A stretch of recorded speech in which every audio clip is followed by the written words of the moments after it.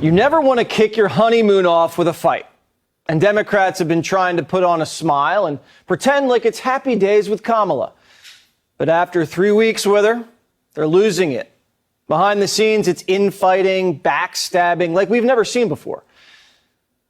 The orchestrator of the Biden coup, Nancy Pelosi, can't stop trash-talking her ex. I love him so much. I think he's been really a fantastic president of the United States.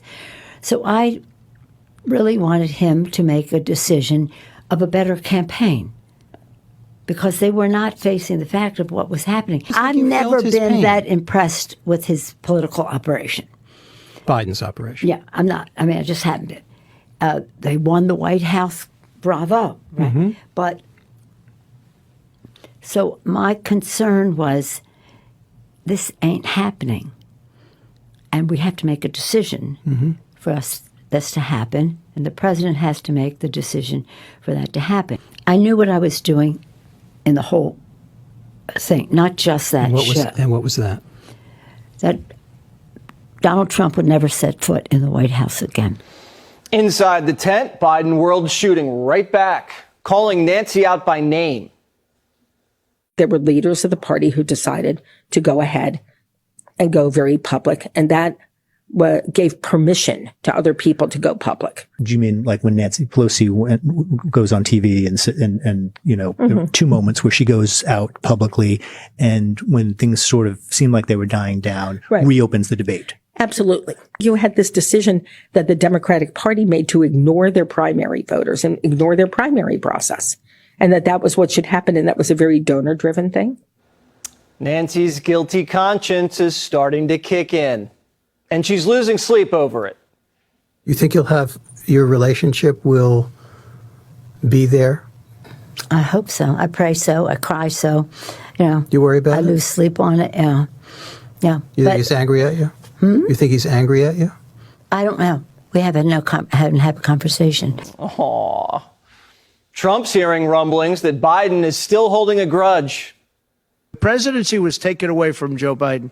And I'm no Biden fan, but I'll tell you what, from a constitutional standpoint, from any standpoint you look at, they took the presidency away. And people were saying he lost after the debate. He couldn't win. Whether he could win or he couldn't win, he had the right to run. And they took it away like he was a child. And he's a very angry man right now, I can tell you that.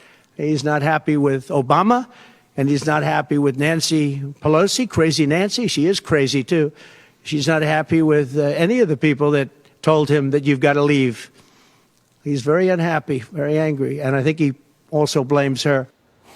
This was supposed to be the honeymoon phase, but the entire honeymoon's been nothing but fighting.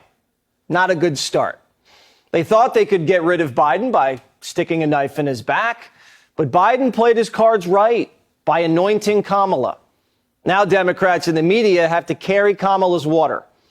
And after doing it for Biden for 4 years, Democrats in the media are already running out of gas. CNN confronted the coup master, asking, so where is Kamala? Do you think that the vice president needs to be more out there talking to reporters, talking about issues in a give and take, not just in speeches? I think she should say what I just said in that sentence. She should be herself. She should be ready. She should know her power in all of this. And I don't give anybody advice except to be themselves and be ready and know the power of their individuality and their authenticity. What? Do you know what that meant?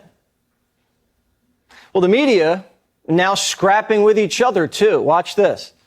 Let me just also say this. Like, don't nobody care but us about somebody taking a question. No, that is very true. I speak to swing state voters all the time. But they have questions, they want answers. No. But yes, they have questions, they want answers. But you know what doesn't have to happen? Audie doesn't have to ask those questions. Yes, Audie does have to ask those questions. No, she does not. Political does not. Because when fans ask them, Bakari, when friends ask them, when surrogates ask them, they're not getting the real answer. That's why Audie needs to ask them. This is so in the Beltway. No, it really isn't. I'm telling you, Bakari, I speak to swing state voters every single day.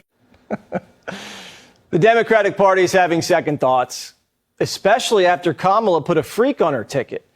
James Carville, who Primetime has no issues with, we actually invited him on our show for Chicago, just went off on us.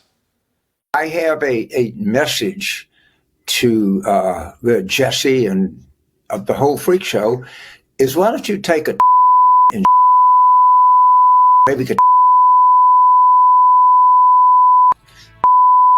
you suck. We don't take it personally, but it looks like the tampon Tim thing touched a nerve. Our invitation to Carville still stands, and he can explain to me why fourth grade boys need tampons in their bathrooms.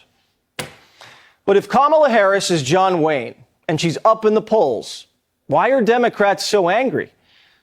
Maybe because all along they knew this was fomentum. Biden voters in Pennsylvania say after the coup, they're voting Trump. More Latino voters, Indian voters, they're moving more into the right. 2 years ago, everybody hated him. Now, majority are like, no, I'm voting for Trump. I was a Democrat, and I started to realize the policies that I was voting in wasn't my standards or what I believed. You'll be surprised. I used to do registration, and a lot of people changed party. I've seen a lot of people leaning towards Trump right now. Even people who were Biden before? Even people that were Biden. Swapping Biden now for Kamala was plan B. It's already flaming out. The media is asking Biden if he'll give up power when Trump wins. Watch.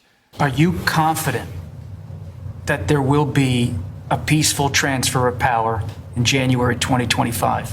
If Trump wins, no, I'm not confident at all. I mean, if Trump loses, I'm not confident at all. He means what he says. We don't take him seriously. He means it. All the stuff about if we lose, there'll be a bloodbath. You think Democrats are going to go down that easy? It's not how they roll. They play dirty, and they always have something up their sleeve. Jamie Raskin has had Plan C in the works for months. Listen to this. They want to kick it to Congress, so it's going to be up to us on January 6, 2025, to tell the rampaging Trump mobs that he's disqualified, and then we need bodyguards for everybody in Civil War conditions. Disqualify him. That's what Democrats are going to do if Trump wins. If the Democrats have the House and the Senate, they'll vote to disqualify him before he's inaugurated on the grounds that he's an insurrectionist who's constitutionally prohibited under the 14th Amendment from serving.